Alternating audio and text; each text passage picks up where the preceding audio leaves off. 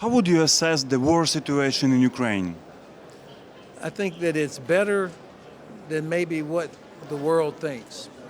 General Cavoli 3 weeks ago testified in front of the House and Senate Armed Services Committee that Ukraine is winning on the battlefield.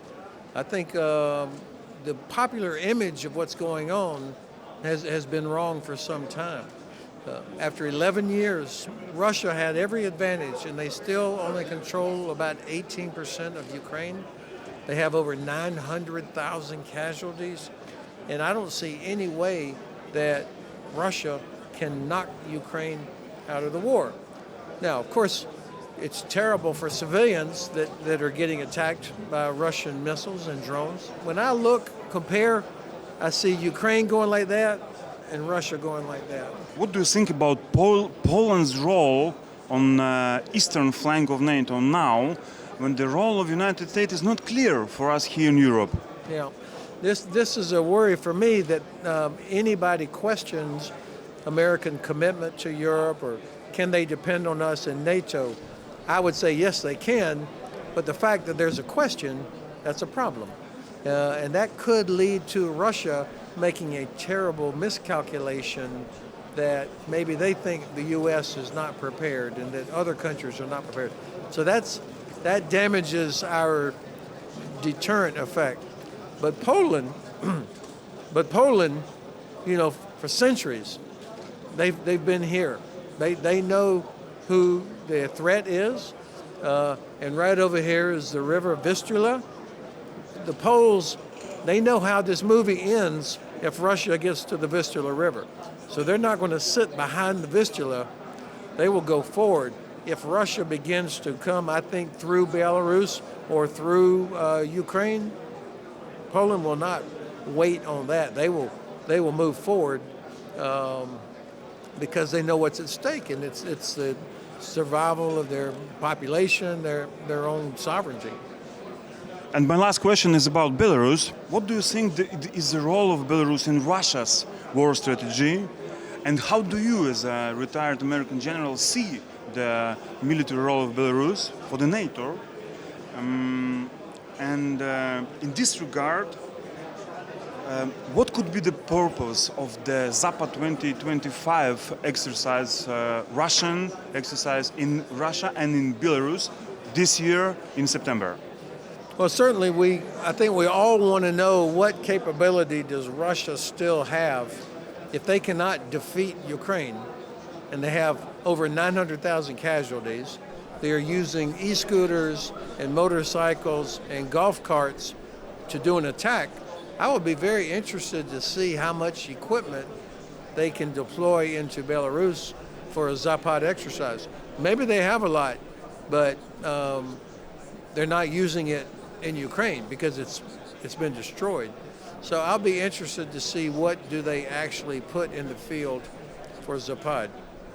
Now, of course, Belarus, I look at Belarus and I see Suwalki Corridor.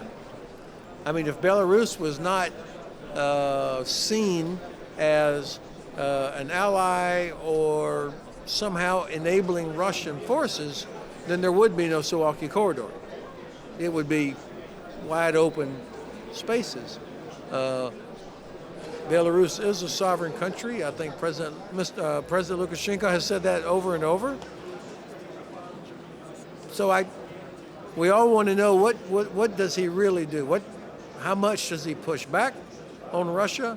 How much does he allow? And I think he will probably continue for as long as he lives to try to do both, to keep Russia from taking over Belarus,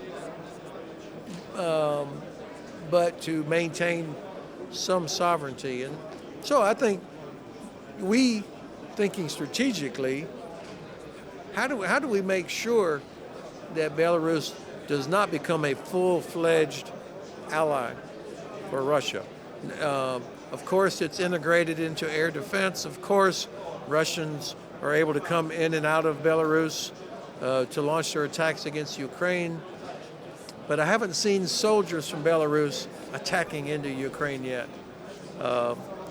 So I'm trying to figure out how do we deter Belarus from becoming a full-fledged ally? And also, think long-term.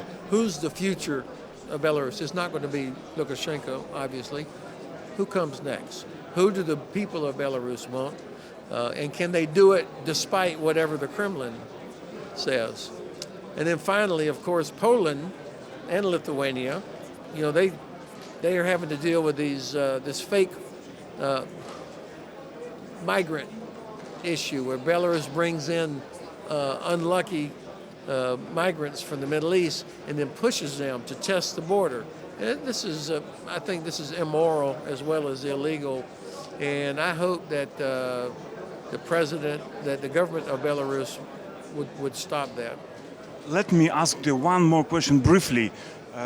Do you believe that Russians need peace in Ukraine to escalate relations with NATO, to threat the Baltic states, or they can play this game on two theaters? This is a great question, because I believe they can keep doing what they're doing in Ukraine, but also threaten NATO, but in a different way. They don't have to have 500,000 troops to invade and conquer the Baltic region. That's not what they want, I think. I believe what Russia wants is to break NATO, to attack somewhere, create a situation, and see, does the alliance respond as an alliance? Because if we don't, if all 32 nations don't say that that's a Article 5 attack against Lithuania or Poland or Latvia or whoever, if we don't respond, then that would be very, very damaging to the alliance. And I think that's what I think they're willing to roll the dice. If they think that the U.S. is not so sure, I can imagine a situation where Russia would be willing to do some sort of a kinetic armed attack.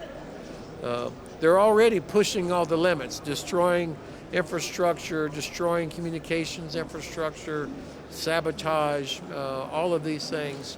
They're already pushing it to find out where we finally respond. And so I could imagine keep doing what they're doing in Ukraine and then test to see is NATO still willing to do what it has to do. Thanks a lot for your comments, sir. Thank you.